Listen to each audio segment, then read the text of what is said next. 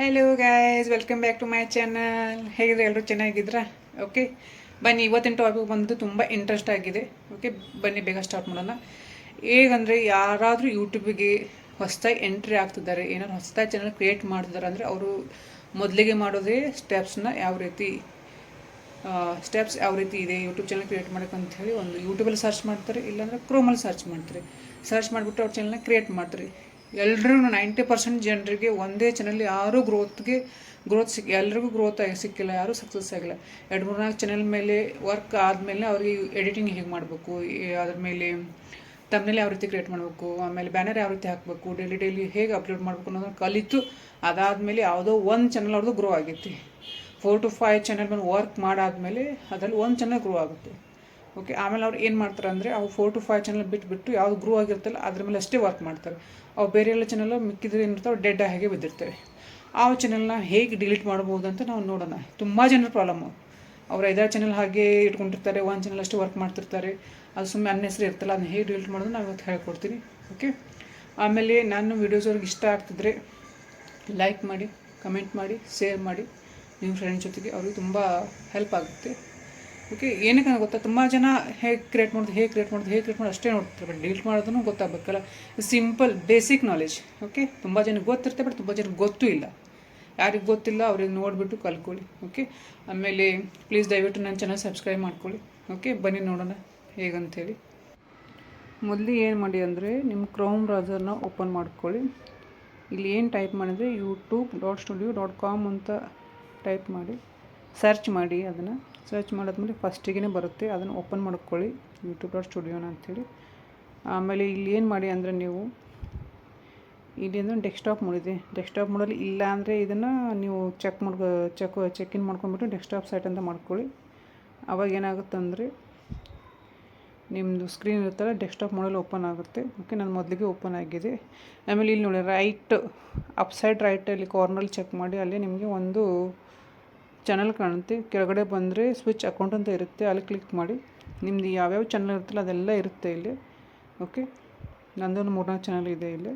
ಇಲ್ಲಿ ಬೇಡವಾಗಿರೋ ಚಾನಲ್ ಯಾವ್ದು ಇರುತ್ತಲ್ಲ ನಿಮ್ಮದು, ಅದನ್ನ ಮೇಲೆ ನೀವು ಓಪನ್ ಮಾಡ್ಕೊಳ್ಳಿ. ನಾನು ಇವಾಗ ಸೆಲೆಕ್ಟ್ ಮಾಡಿದ್ದೀನಿ ನಿತಾರ್ ಬಿರಾದರ್ ರೆಸಿಪೀಸ್ ಅಂತೇಳಿ. ಇದನ್ನು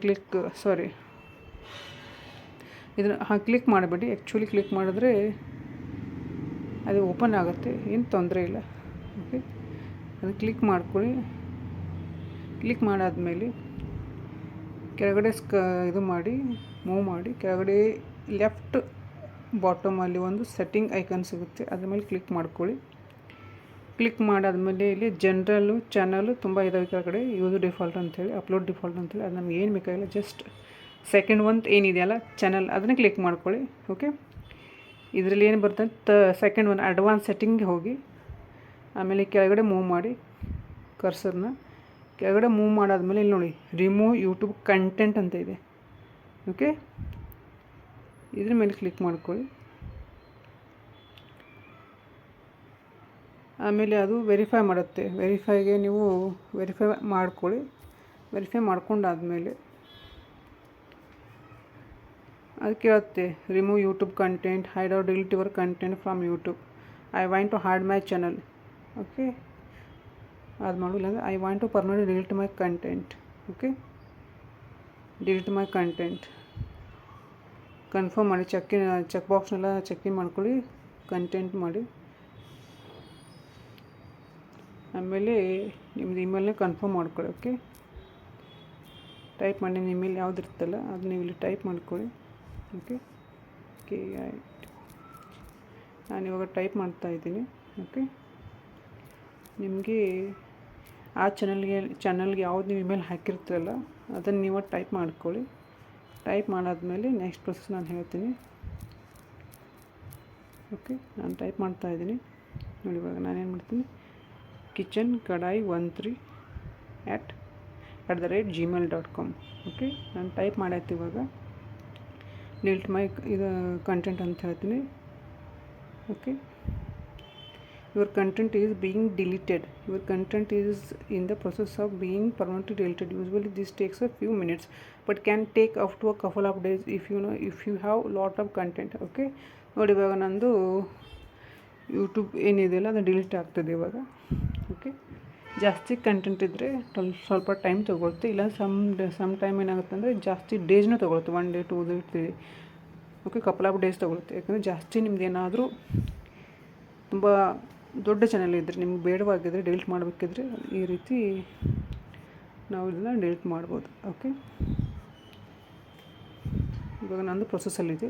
ಈ ರೀತಿಯಾಗಿ ನೀವು ಯೂಟ್ಯೂಬ್ ಕಂಟೆಂಟ್ನ ಡಿಲೀಟ್ ಮಾಡ್ಬೋದು. ಯೂಟ್ಯೂಬ್ ಚಾನಲಲ್ಲಿರೋ ಕಂಟೆಂಟ್ನ ನೀವು ಪರ್ಮನೆಂಟ್ಲಿ ಡಿಲೀಟ್ ಮಾಡ್ಬೋದು. ಓಕೆ, ಅರ್ಥ ಆಯ್ತು ಅಂದ್ಕೊಂತೀನಿ ಎಲ್ರಿಗೂ. ಓಕೆ, ನೋಡಿ ಈ ಥರ ಮಾಡ್ಬೋದು. ಆಯ್ತಲ್ಲ, ಚಾನಲ್ನ ಯಾವ ರೀತಿ ಡಿಲೀಟ್ ಮಾಡಬೇಕು ಅಂಥೇಳಿ ಸ್ಟೆಪ್ಸ್ನ ನೆನ್ಪಿಟ್ಕೊಳ್ಳಿ. ತುಂಬ ಈಸಿಯಾಗಿದೆ, ತುಂಬ ಜನ ಗೊತ್ತಿದೆ, ಆದರೂ ಯಾರಿಗೆ ಗೊತ್ತಿಲ್ಲ ಅವ್ರಿಗೆ ನೋಡಿಬಿಟ್ಟು ತಿಳ್ಕೊಳ್ಳಿ. ಅನ್ವಾಂಟೆಡ್ ಚಾನಲ್ನ ಫೋನಲ್ಲಿ ಇಟ್ಕೋಬೇಡಿ. ನೀವು ಎದರ ಮೇಲೆ ವರ್ಕ್ ಮಾಡ್ತೀರ ಅದನ್ನಷ್ಟೇ ಇಟ್ಕೊಳ್ಳಿ. ಓಕೆ, ಮತ್ತು ನೆಕ್ಸ್ಟ್ ವಿಡಿಯೋಲಿ ಸಿಗೋಣ. ಅಲ್ಲಿವರೆಗೂ ಬಾಯ್. ಪ್ಲೀಸ್ ದಯವಿಟ್ಟು ಚಾನಲ್ ಸಬ್ಸ್ಕ್ರೈಬ್ ಮಾಡ್ಕೊಳ್ಳಿ. ಓಕೆ, ಚಲೋ ಬಾಯ್.